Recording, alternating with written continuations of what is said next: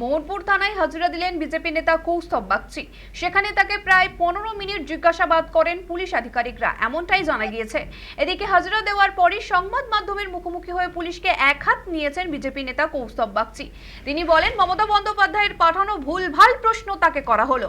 Police তৃণমূলের দলদাস হয়ে কাজ করছে বলেও দাবি করেছেন তিনি। প্রসঙ্গত, দলীয় কর্মীর বাবার মৃত্যুর ঘটনায় ব্যারাকপুরের বেসরকারি হাসপাতালে ঢুকে চিকিৎসক, নার্স, স্বাস্থ্যকর্মীদের আঙুল উঁচিয়ে হুমকি এবং তাদের সঙ্গে অভব্য আচরণ করার অভিযোগ ওঠে বিজেপি নেতা কৌস্তব বাগচির বিরুদ্ধে।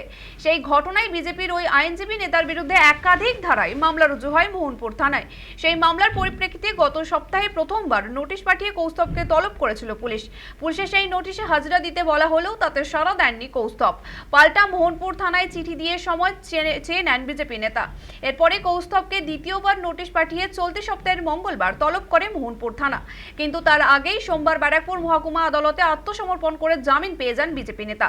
ফলে মঙ্গলবারও তাকে হাজিরা দিতে দেখা যায়নি। তবে তৃতীয়বার তলবের পরে শনিবার হাজিরা দেন কৌস্তব বাগচি এবং হাজিরা দেওয়ার পরে শনিবার পুলিশের বিরুদ্ধে সরব হন তিনি।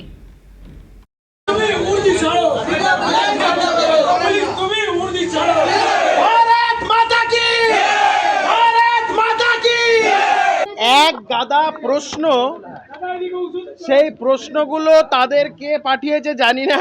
এক গাদা প্রশ্ন কেউ হয়তো পাঠিয়েছে, দেখে দেখে আইও আমাকে কিছু প্রশ্ন করে গেলেন। তার প্রশ্ন নয় এগুলো, যা বুঝলাম।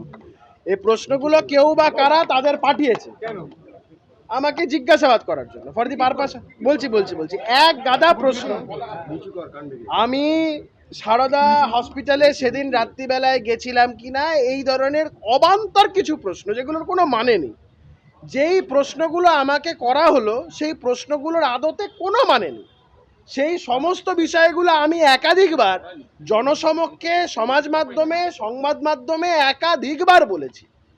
যে কারণে ডাকা হলো আমি সেই কারণটা ওরা নিজেরাও জানে না, আমার তো নিজের বোধগম্যও হলো না। এবং একটাই কারণ, সেটা হচ্ছে এক গাদা প্রশ্ন, কারুর ডিক্টেটে এটা করা হয়েছে। এই বারংবার করে একটা হেনস্থা করার মানসিকতা নিয়ে ডাকা হয়েছে। কার কথা বলছেন? কে ডিক্টেট করতে পারে? যে রাজ্যের মুখ্যমন্ত্রী আমাকে রাত্রির 2:50 সময় বাড়িতে পুলিশ পাঠিয়ে তুলে নিয়ে যাওয়ার চক্রান্ত করতে পারে, যেই রাজ্যের মুখ্যমন্ত্রী আমার বিরুদ্ধে, কৌস্তব বাগচি পার্সনের বিরুদ্ধে রাজ্য সরকার ডিফেমেশনের মামলা করতে পারে, এখানে বলতে বা বুঝতে কোনো অসুবিধা আছে? সেই রাজ্যের মুখ্যমন্ত্রীর ডিক্টেটে হেনস্থা চলছে।